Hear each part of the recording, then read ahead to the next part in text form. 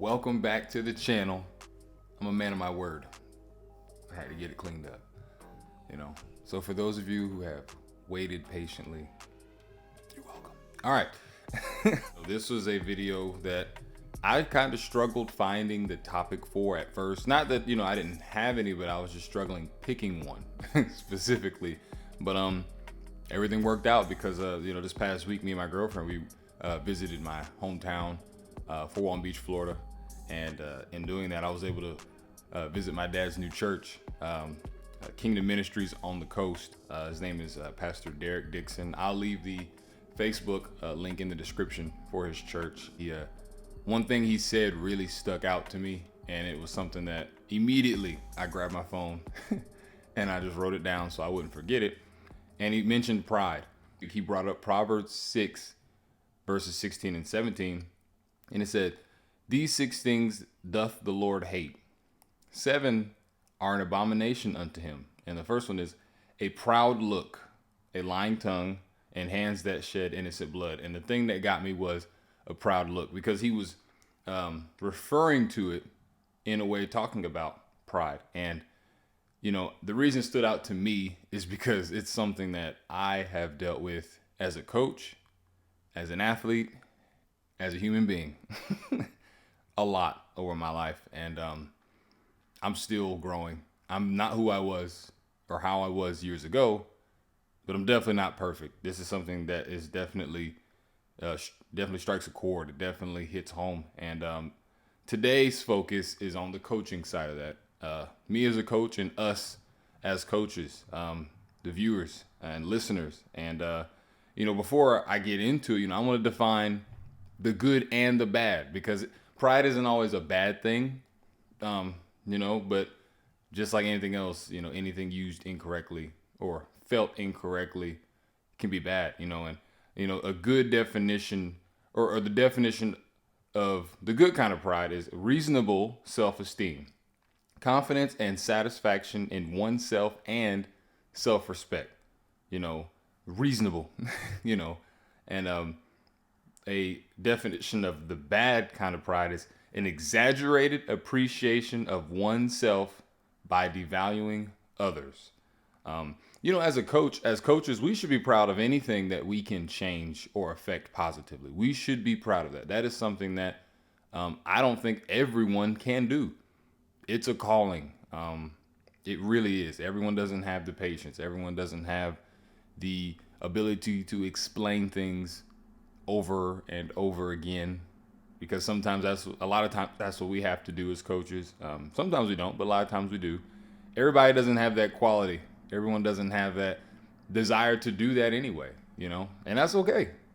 We're, as coaches, there are things we can't do, so, but yeah, we should always be proud, because it's very important, and it changes lives, and that is the main thing. It really is. So we should be proud of what we can accomplish and what we can help kids accomplish, what we can help others accomplish, programs, students, student athletes, what we can help accomplish with other people. And, ultimately players are the ones that win games. That's the truth. It is true. I'm a coach, and I'm telling you now, I can have any scheme in the book. I can have any workouts in the book, but if I don't have coachable, I make sure I put that in there, coachable players, it doesn't matter what I do. I just have all this nonsense or knowledge in my head, and it just be there. It wouldn't be put into action or to use or to practice, because no one's doing it for me. We need the players. The players are what help us accomplish what we want to accomplish and what we want them to accomplish. So we can't just think it's all about us. We can't think that it's all ours, oh man, without me, you guys would be nowhere. And it's hard. When I first started coaching, man, it was all about me. Of course, I wanted the athletes to feel good about themselves, and I was trying to coach them, but it was all about me.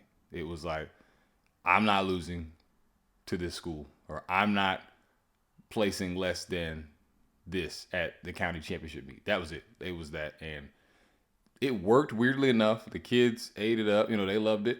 The parents, they seemed to be fine with like, yeah, push them, coach.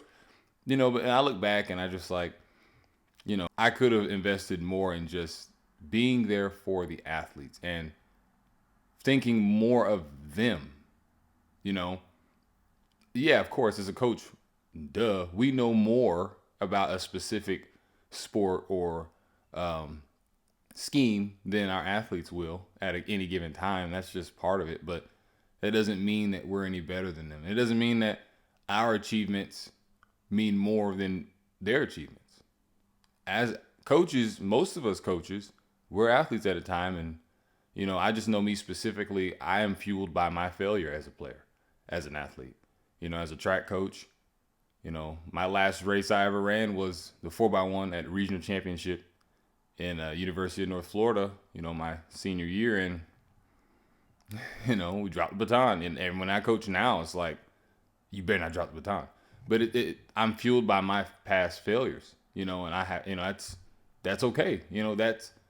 That keeps me going. And I don't want my athletes to feel the way I felt.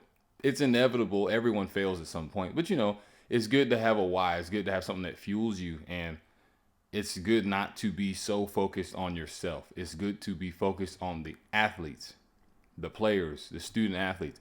That's what matters more. Of course, your life matters. You have a life. You have goals and aspirations. I have goals and aspirations. I want to go to the college level. That is my dream. That is my objective. I am pushing for that.